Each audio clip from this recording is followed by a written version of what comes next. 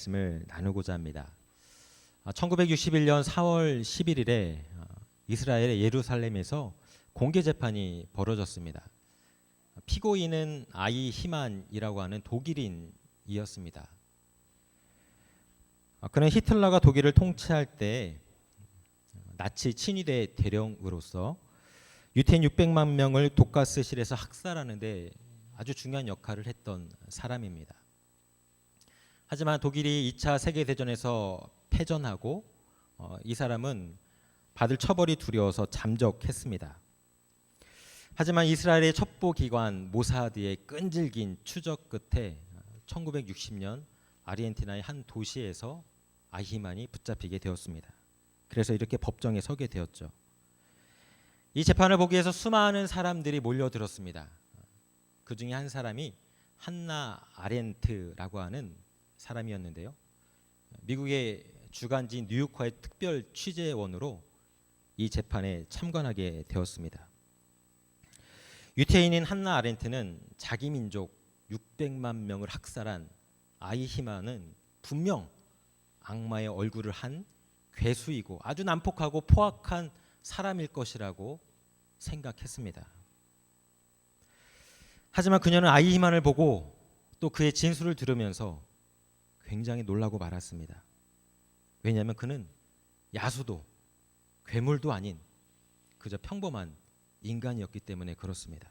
자기 옆집 아저씨 모습과 별반 다를 바가 없었습니다. 아히만은 정상적인 정상인과 별반 다를 바가 없었습니다. 가족을 성실하게 챙기는 아버지였고 자기에게 주어진 임무를 성실히 수행하는 공무원이었고 법도 잘 지키는 시민이었습니다. 아히만은 재판정에서 유태인 학살과 관련해서 자신은 아무런 잘못이 없다고 항변했습니다. 그저 공무원인 자신은 상부에서 내린 명령을 충성스럽게 이행했을 뿐이라고 주장했습니다. 그러면서 그는 자기 자신의 잘못을 전혀 인정하지도 않았고 후회하지도 않았습니다. 오히려 자신도 피해자라고 항변했습니다. 한나 아렌트는 이러한 아히만을 분석하면서 예루살렘의 아이히만이라고 하는 책을 펴냈습니다. 이 책에서 한나는 이런 이야기를 합니다. 그는 아주 근면한 인간이다. 이런 근면성 자체는 결코 범죄가 아니다.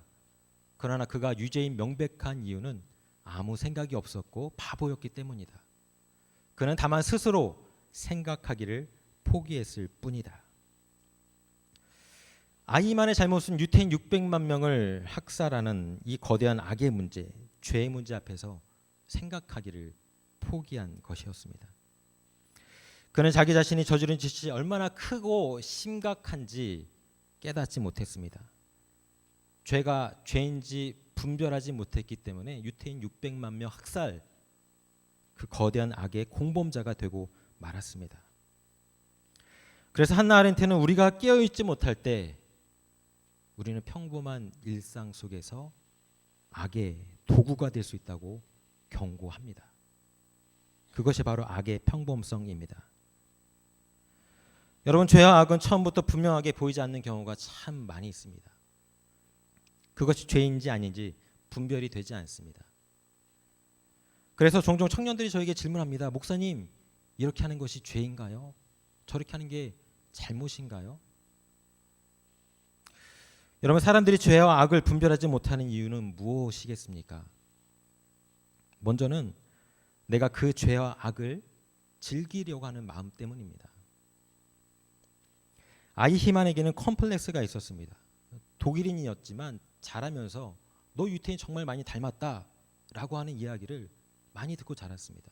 그 이야기 듣는 것이 아히만은 끔찍히도 싫었습니다. 그래서 그는 유태인을 죽임으로써 자신의 컴플렉스에서 벗어나고자 했습니다. 또한 유태인을 죽임으로써 그가 얻게 되는 보상이 너무나 매혹적이었습니다.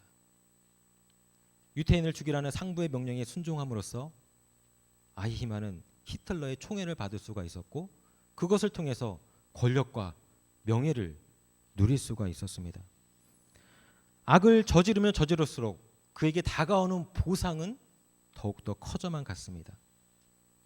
지금 당장 내 욕망을 채워주는 그 쾌락과 즐거움이 너무 커서 그것이 죄이고 악임에도 불구하고 멈추지 못했습니다.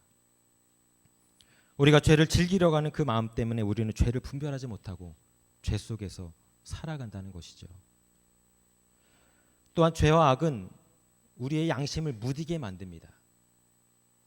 처음 죄를 지을 때 양심의 가책을 심하게 받지요. 하지만 그 죄를 반복적으로 짓게 되면 그것은 일상이 되고 양심의 가책은 사라지게 됩니다. 그래서 너무나도 자연스럽게 죄를 범하게 되는 것이죠. 우리말 속담에 바늘 도둑이 소 도둑 된다고 하는데 정말 그렇습니다. 죄는 평범한 작은 일에서 시작해서 우리 양심을 무디게 만들고 결국 우리의 존재 전체를 삼켜버리고 맙니다. 그렇기 때문에 우리는 평범한 일상 속에서 벌어지는 사소한 죄, 사소한 잘못을 경계해야 합니다. 그렇지 않으면 그것이 더 큰 죄악이 되어서 우리를 넘어뜨리고 맙니다. 1999년에 미국 컬럼바인에서 엄청난 사고가 벌어졌습니다. 한 고등학교에서 총기 난사 사건이 있었죠. 2명의 범인은 12명의 학생을 죽이고 교사 한 사람 또한 죽이고 스스로 자살을 하였습니다. 가해자 중 한 사람의 이름이 딜란 클리볼드라는 아이였는데 그의 어머니 수 클리볼드는 왜 평범한 아들인 이 아이가 이다지도 끔찍한 일을 저질렀는지 이해할 수가 없었습니다. 주위 사람들의 수많은 손가락질과 살인마의 부모라고 하는 비난을 받으면서 17년 동안 이 수 클리볼드는 아들의 범죄를 이해하려고 노력했습니다. 그래서 작년에 나는 가해자의 엄마입니다 라고 하는 책을 펴내기도 했습니다. 수는 딜란이 어렸을 적부터 애정 넘치고 마음이 따뜻한 아이였다고 기억하고 있습니다. 엄마 자신의 석사 과정에서 아동 발달과 아동 심리를 공부해서 아들과 소통도 잘하던 엄마였습니다. 아들 교육 문제에도 적극적으로 참여했습니다. 그래서 그녀는 자신의 아들에게는 아무런 문제가 없다고 생각하고 있었습니다. 그런데 아들이 고등학교에 들어가면서 우울증 증세가 보이기 시작합니다. 쉽게 혀를 내고 말이 없어졌습니다. 총기 사건 1년 전에는 남의 집 앞에 주차된 차에 몰래 들어가서 그곳에 있는 장비를 훔치다가 체포되는 일도 있었습니다. 딜란의 문제는 바로 이때부터 시작된 것이지요. 그런데 엄마는 아들에게 벌어지는 이런 일련의 일들을 대수롭지 않게 여겼습니다. 내 아이는 그렇게 나쁜 아이가 아니야. 누구나 다 이런 시기를 거칠 거야. 그건 사소한 일에 불과해. 잠깐 이러다가 그냥 지나가고 말 거야. 이렇게 말아 생각하면서 애써 이 일을 무시하려고 했습니다. 죄와 악이 아들의 평범한 일상 속에 스며들어오고 있음에도 불구하고 그것에 민감하게 반응하지 못했던 것입니다. 얼마 지나지 않아서 악마는 딜란의 존재 전체를 사로잡았고 그 자신은 물론 수많은 무고한 생명을 죽이는 끔찍한 비극을 저지르고 말았습니다. 악의 평범성입니다. 일상의 사소한 잘못과 죄를 방치할 때 어떤 일이 벌어지는지 분명히 보여주는 예입니다. 오늘 본문 말씀에서 가룟 유다가 등장합니다. 가룟 유다는 누구입니까? 예수님을 배신하고 팔아버린 사람 아닙니까? 그래서 가룟 유다는 배신자의 대명사입니다. 실제로 영어 단어 주다스의 뜻 가운데 배신자라고 하는 뜻이 들어 있습니다. 그래서 주다스는 안 좋은 의미로 많이 사용되지요. 지금도 양들을 도살장으로 끌고 가기 위해 유인하는 염소가 있는데 그 염소를 가리켜서 주다스 곶라고 부릅니다. 가식적인 호의나 배반 행위를 일컬어서 주다스 키스라고 하고요. 보통 집 현관문에 조그만 구멍이 있어서 밖에 누가 왔는지 살피는 그 구멍이 있는데 그 구멍을 가리켜서 주다스 홀이라고 합니다. 이처럼 유다라는 이름은 배반과 멸시, 혐오스러움, 은밀함 이런 것의 동의어로 사용되고 있습니다. 여러분, 그런데 가룟 유다가 원래부터 나쁜 사람이었을까요? 가룟 유다가 원래부터 예수님을 배신할 마음을 가지고 있었던 것일까요? 12 제자로 부름 받았을 때부터 제사장에게 예수님을 팔아버릴 마음을 품고 있었을까요? 그렇지는 않았을 것입니다. 반대로 가룟 유다는 12 제자 공동체 그룹 안에서 굉장히 신임받고 인정받던 사람이었습니다. 12 제자 그룹에서 재정을 담당하던 사람이 가룟 유다였습니다. 요한복음 13장 29절에 이렇게 기록되어 있습니다. 유다가 돈꾀를 맡았으므로. 어느 조직이나 단체나 교회든지 간에 회계, 재정을 담당하는 것은 아무한테나 맡기지 않습니다. 그 공동체 안에서 어느 정도 인정받는 사람, 믿을 만한 사람에게 회계와 재정을 맡기죠. 무엇보다도 예수님의 12 제자 공동체 그 그룹 가운데는 재정 전문가가 이미 있었습니다. 세리 출신 레위, 마태가 있었습니다. 그럼에도 불구하고 레위에게 재정을 맡기지 않고 가룟 유다에게 맡겼던 것은 가룟 유다가 그만큼 제자 공동체 안에서 인정받고 신임받는 사람이었기 때문입니다. 이러한 인정과 신임을 바탕으로 가룟 유다는 처음에는 재정 관리를 아주 잘 해나갔습니다. 하지만 재정 관리를 오랫동안 하게 되면서 처음에 순수한 마음이 조금씩 사라지기 시작합니다. 욕심이 그의 마음 가운데 들어오기 시작한 것이지요. 어느 날 마리아가 정성스럽게 준비한 향유 옥합을 예수님의 발 앞에 부어 버리게 되죠. 그리고 자신의 머리털로 머리카락으로 정성껏 닦아드렸습니다. 이 모습을 본 가룟 유다가 마리아에게 호통을 칩니다. 왜 이렇게 값진 향유를 낭비합니까? 이것을 팔아서 가난한 사람들에게 나눠주면 얼마나 좋겠습니까? 하지만 이에 대해서 요한복음 12장 5절 6절은 이렇게 설명하고 있습니다. 이 향유를 어찌하여 300데나리온에 팔아 가난한 자들에게 주지 아니하였느냐 하니, 이렇게 말함은 가난한 자들을 생각함이 아니요 그는 도둑이라 돈꾀를 맞고 거기 넣는 것을 훔쳐감이러라. 가룟 유다는 가난한 자들에게 관심이 있었던 것이 아니라 돈에 관심이 있었던 것입니다. 가룟 유다가 보기에 이 값진 것을 예수님의 발에 붓는 행위는 그냥 낭비에 불과했습니다. 그걸 팔아서 더 좋은 곳에 쓰면 좋겠다고 말은 했지만 그에게는 돈에 대한 욕심이 더 컸습니다. 가룟 유다는 재정 관리를 하면서 돈을 자주 만지게 되었고 돈의 마음을 뺏기게 되었던 것이죠. 심지어는 공동체의 돈에 손을 대기도 했습니다. 자금을 유용하기도 했습니다. 그렇게 그의 평범한 일상 속에 악이 침투해 들어와서 가룟 유다는 죄를 짓기 시작한 것입니다. 이런 가룟 유다의 상태를 알아차린 사탄이 어떻게 했을까요? 사탄은 가룟 유다를 자신의 도구로 사용하기로 작정합니다. 누가복음 22장 3절에 이렇게 기록되어 있습니다. 12 중에 하나인 가룟신이라 부르는 유다에게 사탄이 들어가니.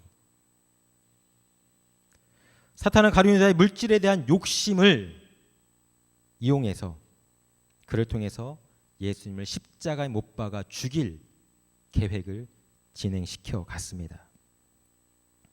그래서 가룟 유다가 은 30냥을 받고서 예수님을 팔아 넘기게 되지요.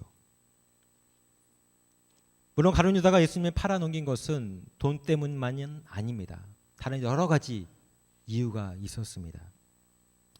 하지만 어쨌든 가룟 유다는 자신이 그렇게도 좋아하는 돈을 받고 한때 사랑하고 존경하고 자신의 모든 것을 버리고 따랐던 그 예수님을 배신하게 되었습니다.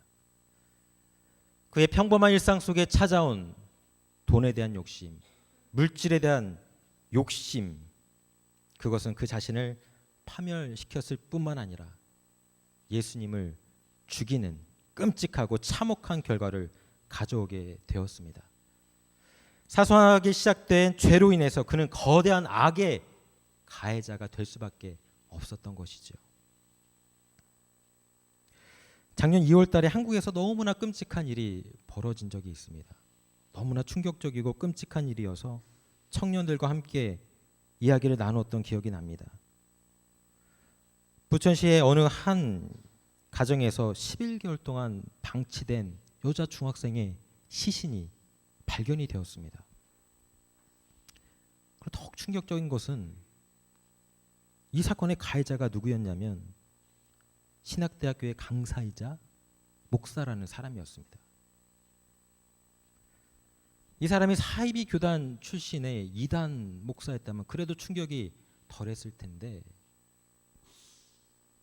멀쩡한 정통 교단 속속의 목사였습니다.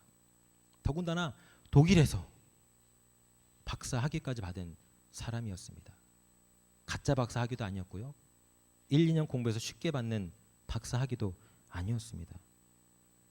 저처럼 이렇게 유학 나와서 수년간 열심히 공부해서 6, 7년 걸려서 받은 PhD 학위였습니다. 학위를 받고 한국에 돌아가서 신학교에서 가르치던 교수였고요. 교회에서 목회를 하던 목사였습니다. 그분의 얘기가 남 이야기가 같지 않아서 저에게는 더욱더 충격적으로 다가왔었습니다. 이 사람은 유학 중에 아내가 암에 걸리게 되었는데 결국 아내가 먼저 하늘나라로 떠나게 되었습니다. 아내가 죽었음에도 불구하고 끝까지 공부해서 결국 학위를 얻게 되었습니다. 한국에 돌아와서는 재혼을 했습니다. 죽은 아내와의 사이에 세 자녀가 있었는데 그중에 막내딸하고만 살고 있었습니다. 사춘기였던 막내딸이 아빠의 말도 잘 듣지 않고 새엄마의 말에도 잘 순종하지 않아서 이 아빠는 자주 매를 들었습니다. 그 매를 맞기 싫어서 딸은 종종 가출을 했었고요. 어느 날 며칠간 가출을 끝마치고 집에 딸이 돌아왔는데 이번엔 제대로 혼내야겠다 하고서 회초리를 들었습니다. 훈육 차원에서 들었던 회초리의 강도가 점점 세지더니 손으로 발길질로 그 가녀린 여자 중학생을 무려 5시간 동안 체벌하였습니다. 이 불쌍한 아이는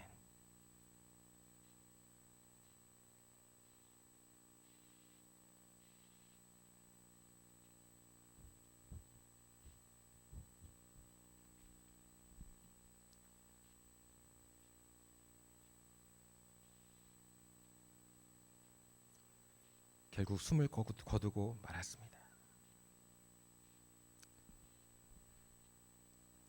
딸이 죽은 사실을 신고하면 자신의 인생이 망가질 것이 너무나 두려워서 딸의 시신을 숨기기로 작정했습니다. 11개월 동안 집안에 방치해두고 시신과 함께 살았습니다. 그런데 딸이 다니던 학교에서 장기 결석자로 신고가 되면서 경찰 수사가 시작되었고 그래서 이 사실이 만천하에 드러나게 되었습니다. 정말 소름 끼치는 것은요. 딸이 죽은 11개월 동안 이 사람은 정상적으로 살아갔다는 겁니다. 신학교 가서 학생들에게 헬라어를 가르치고 신약 성서를 가르쳤습니다. 교회에서는 주일마다 정성스럽게 말씀을 전했습니다. 성실하게 강의했고 성실하게 교회 일을 감당했습니다. 사람들은 그가 살인을 저질렀으리라고는 상상도 하지 못했습니다. 오히려 그는 강의를 잘하고 학생들에게 친절한 교수로 소문이 나 있었고요. 이웃 주민들도 친절한 사람이었다라고 기억을 하고 있습니다. 어느 누구도 그의 집 깊숙하고 은밀한 곳에서 자기가 죽인 딸의 시체와 함께 생활한다는 사실을 눈치채지 못했습니다. 그는 악마 그 자체였습니다. 여러분, 이 사람이 처음부터 악마의 화신이었을까요? 이 사람이 원래부터 죄와 악으로 가득한 사람이었을까요? 절대 그렇지는 않았을 것입니다. 하나님으로부터 부름받은 목사로서 하나님 앞에 더욱 최선을 다해서 사명 감당하기 위해 몸부림쳤을 것입니다. 그래서 남들보다 더 많이 공부했을 것이고 그렇게 배운 것을 가지고 하나님을 위해서 잘 쓰임 받고자 했을 것입니다. 하지만 힘들고 어려운 그 유학생을 거치고 고국으로 돌아왔음에도 불구하고 현실은 녹록치 않았던 것이지요. 시온의 대로처럼 길이 확 열릴 줄 알았는데 그렇지 않았던 것입니다. 여전히 시간 강사로 조그마한 교회 목회자로 팍팍한 삶을 살아가던 그의 인생 가운데 엄청난 스트레스와 분노가 쌓였을 것입니다. 마침 그는 인생의 혹처럼 여겨지던 막내 딸을 희생양으로 삼아서 자신의 스트레스와 분노를 해소하던 도중 이런 끔찍한 일을 저지르고 만 것이죠. 평범한 일상 속에 찾아온 죄의 문제, 악의 문제를 그는 제대로 처리하지 못했습니다. 결국 사탄이 그에게 들어갔고 그는 사탄의 도구가 되고 말았습니다. 여러분, 그렇다면 이런 평범한 일상 속에서 우리에게 끊임없이 다가오는 이 죄의 문제, 악의 문제를 우리는 어떻게 해결해야 할까요? 어떻게 하지 우리는 이 문제를 이겨낼 수 있을까요? 베드로 사도는 우리에게 이렇게 권면합니다. 베드로전서 5장 8절에 이렇게 기록되어 있습니다. 근신하라, 깨어라, 너희 대적 마귀가 우는 사자같이 두루 다니며 삼킬 자를 찾나니. 사실 베드로도 실수가 많은 사람이었습니다. 한때 베드로도 예수님으로부터 사탄아 물러가라 라고 하는 이야기를 듣기도 했고요. 가룟 유다처럼 예수님을 배반한 적도 있었습니다. 하지만 가룟 유다와 다른 점은 무엇입니까? 그는 자기 자신의 잘못, 죄를 회개했다는 점입니다. 철저히 회개했습니다. 베드로가 다시 일어날 수 있었던 것은 회개 때문입니다. 정직하게 자신을 돌아보고 자신의 잘못을 하나님 앞에 내려놓았습니다. 이 모든 것을 경험했던 베드로가 우리에게 이렇게 말합니다. 정신 똑바로 차리고 깨어 있으라 라고 말입니다. 사탄은 우리를 끊임없이 넘어뜨리려고 합니다. 쓰러뜨리려고 합니다. 하나님으로부터 멀어지도록 노력합니다. 그것이 바로 사탄의 일입니다. 그래서 사탄은 우리 일상생활에 잠입해 들어오지요. 그때 우리가 깨어있지 못하면 우리 모두는 사탄의 도구로 전락하게 되는 것입니다.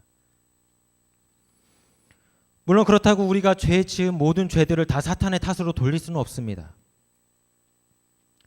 죄에 대한 최종 선택은 자유의지를 가진 그 개인이 범하는 것이기 때문입니다. 그렇게 한 개인의 죄에 대한 최종 책임을 사탄의 탓으로 돌려서는 안 됩니다. 죄를 범한 그 개인에게 분명한 죄에 대한 책임이 있습니다. 그렇기 때문에 죄를 지은 그 개인은 하나님 앞에서 그리고 필요하다면 사람 앞에서 철저히 회개를 해야 합니다. 사랑하는 성도 여러분, 끔찍한 범죄는 특별한 사람만 범하는 것이 결코 아닙니다.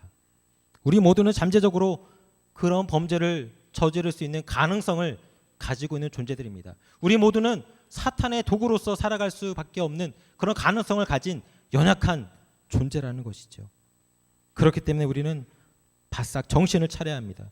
경계해야 합니다.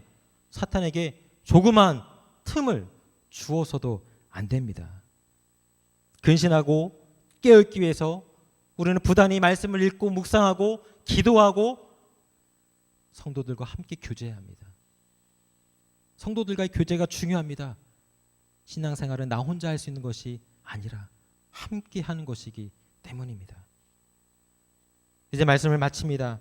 혹시 여러분의 일상생활 속에서 사소한 죄의 문제를 놓치는 분이 있습니까? 이 정도는 괜찮겠지. 남들도 다 이 정도는 하는데 뭐. 하나님도 이만큼은 다 용납해 주실 거야. 이렇게 내 마음을 느슨하게 하고서 살아갈 때 사탄은 그 틈을 노리고 우리에게 다가옵니다. 그리고 우리를 공격합니다. 그 순간 우리는 사탄의 도구가 되고 맙니다. 사랑하는 성도 여러분, 깨어 있으십시오. 근신하고 깨어 있으십시오. 그래서 이 교회가 잠자 죽어가는 교회가 아니라 깨어서 하나님의 도구로서 쓰임 받는 기회로 만들어갈 수 있는 저와 여러분 될 수 있기를 주님의 이름으로 간절히 축원합니다.